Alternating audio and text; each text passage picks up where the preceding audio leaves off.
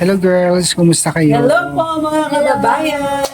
Kumusta po kayo, Toy? Yan, long time no vlog tayo kasi ayan, dahil sa bagyo, ilang weeks na kayo walang pasok. 1 week. Ang week ko dyan, may git Sa na amin, meron pa kaming pasok. mga school 2 weeks yata may git.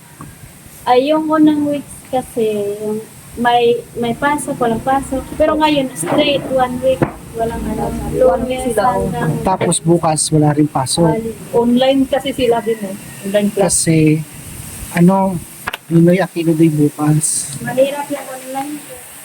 Kumusta naman kayo habang walang pasok? Mahirap pag online kasi maraming pinapagawa yung picture. Every ano mo doon, mag-picture ka para ipasa mo doon. Parang challenges din pag ano. Lalo na pag nag-online class kami, pag mahina yung signal, yun din yung problem. Kumusta pala yung probinsya niyo, hindi binabagyo? Hindi maaraw dun sa amin, hindi maulan. Parang pag tag-ulan dito, doon sa amin tag-araw naman. Mga doon na, parang straight araw daw doon sa amin. Hindi gaya dito naman. Parang balance lang yung world. World. Kasi dito, pag tag-araw dito, doon naman sa amin tag-ulan.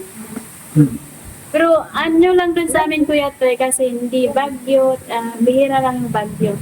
Yung meron mang bagyo pero hindi masyadong matamaan kasi sa bundok pa yun sa amin. Hindi mga marami pang mga kahoy. So ayun, yung update sa namin, sa bagyo. Bagyong bagyo. Ikaw, Dali, kumusta naman yung mo, ilang weeks na wala kayong pasok? Wala. Mga half week lang. Start nung Wednesday. Wednesday ba yun? Oo, Wednesday. Tapos wala na namang holiday pala bukas. Mga 4 days yata yun. 4 days kami walang pass. Alam mo, Tapos, walang ulan ngayon, pero bakit kaya walang pasok? Oo nga. Habagat daw pwede. Wala nga ba, humina na nga eh. Wala mina. Kasi naka-ordinance kasi yun dito. Buti na lang. Wala din pasok kasi bukas holiday. long week. Eh sa inyo, okay naman doon sa probinsya nyo? Hindi po. Kasi sobrang init po. Tapos yung mga yuta, nag-track na sa sobrang init. Buti pa sila, no? Hindi naman yun maganda kasi kulang sa tubig. Yun lang. Nahirapan sila dun. Tapos ang init pa. Ikaw, Marjorie, Sa akin po, Kuya Toy, ganun pa rin po. Kagaya kaya mahirap din kapag palaging sister nila din. Kasi marami kaming gagawin, Kuya Toy, tapos dito lang kami sa bahay. Paano kami mag-communicate sa mga kagrupo namin dyan? Uy, sa akin, Beto, is imbis na duties time na sana namin ngayon, Huwebes, Biyernes, Sabado, pero suspended. Baka ngayong Sabado na matuloy na yung duty namin. Nung nakarang week, mga 2 weeks na, imbis na mag-duty kami, hindi na natuloy kasi sa Baguio. Kasi nakakasira talaga to yung Baguio sa mga pag-aaral. At din ba, yung ginagawa namin ngayon is may self-directed learning kami kaya nag-aaral ako ngayon sa mga sakit. May may mga project kami na ibibigay sa teacher na yun na pinag-aralan mo yan, mag-submit kami sa notebook, yung record book. Every semester is 5 every matapos yung first prelim may 5 submit. Kaya sakit ng dito ko sa pagsusulat. Pero laban lang. Natapos ko naman yun. Pero mag-umpisa na naman ulit. Hirap hirap talaga pag walang, hindi ka face to face kasi madami pa din gagawin sa bahay. bakit hindi mo gamitin yung computer? Pwede ka na magsulat. Hindi. Kailangan naman talaga i-record book naman. Hindi yung computer. Kailangan isusulat mo talaga. Kasi ipapasa yung record book. Yan, natapos ko naman yung 5 nga sakit yung ko, na-research ko. Pero may 15 pa. Kaya laban lang. May laban lang sa Pero ngayong Saturday, duty na namin. Baka bukas wala din kasi bukas holiday bukas eh. holiday bukas. Buti wala. Nakita niyo ba yung sura ni Irene? Pumayat na. Oo, nakita na. Pinayat na. Ang haba na ng leeg niya, tapos basta payat na siya. Sobrang payat na talaga ni Irene. Ibang-iba na si Irene ngayon.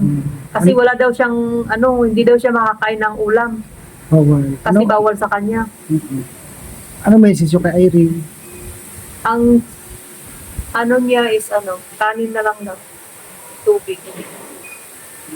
Wala na siyang, kain ng mga ulam. Wala na. Kasi Maraming bawal. Kaya, Irene, kung nakapanood ka naman sa aming vlog, tatagan mo lang yung sarili, mag-pray ka sa Panginoon at lang yung mo, Irene, mag-concentrate ka dyan sa pagpagamot. Huwag mo na kaming alahan dito, ikaw yung inalala namin kasi may sakit ka. Ka lang, magpakatatag ka sa sarili mo, may mga anak ka pang kailangan mong alagaan.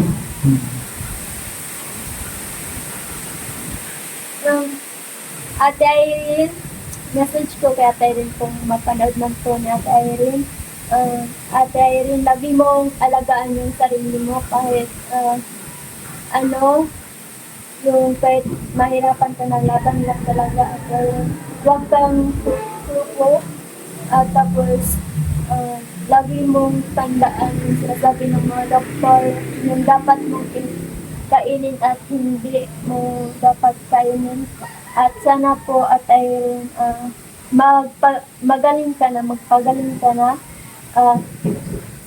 At laging magtiwala kay God na sana gumaling yung sakit mo at huwag mong pabayaan yung sarili mo. At lagi mong tandaan na kapag may problema, may solusyon. At sana at Irene, okay ka na,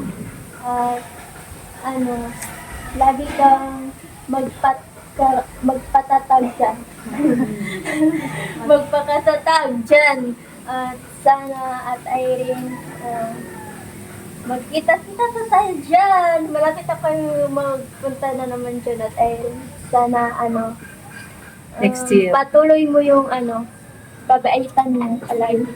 Next year na, And- pauwi tayo. Sana tayo rin tuloy-tuloy na yung pag-healing mo sa sa kalagayan mo ngayon at lagi kitang ipagdarasal po God. Yun lang tayo. Hello, Ate Irene. Kamusta ka po dyan? At ingat ka po ulit sa Ate Irene. Miss ka na po namin. At syempre, miss na din kita kasi ikaw yung palagi kasama ko sa kwarto.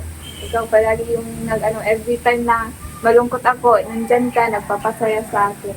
And thank you sa lahat, Ate Irene. And of course, hindi ko po malilimutan yung mga good memories natin, yung mga funny moments natin. And always lang po mag-pray, Ate Irene, and trust the Lord. Kaya mo yan, ate, laban lang always. Kasi nandyan naman parati si Lord na nandyan po siya at hindi po siya, nakikinig po si Lord sa lahat ng mga prayers natin. Kaya trust lang talaga, Ate Irene. And we love you, Ate Irene. Ingat ka po dyan always. Sa akin naman, so nasabi na nila lahat. Sa akin, kay Ate Irene, na palagi mo lang sundin yung mga pinagbawal ng doktor sa'yo kasi yan yung tutulong din sa'yo para gumaling ka. At magpagaling ka po, Ate Irene, kasi isipin mo na may anak ka pang nangangailangan sa'yo. At palagi mong alagaan yung sarili mo at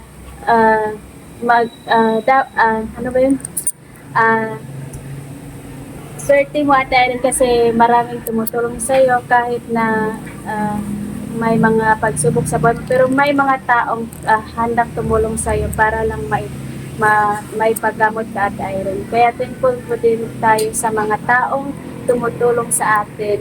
Kahit hindi natin ano sila, pero always silang tumutulong sa atin kung ano yung mga problema natin. Ayun, Ate Irene, namimiss ka po namin dito kasi ikaw yung pinaka-kalog sa amin dito. Wala nang ano dito, parang wala nang ano dito sa bahay, maingay kasi wala ka na. Sa ano-ano na kami parang puro malungkot yung ano namin dito. puro maano na kami parang kanya-kanyang ano ba, yung ano, kanya-kanyang pwesto, walang mga ano, walang funny moments.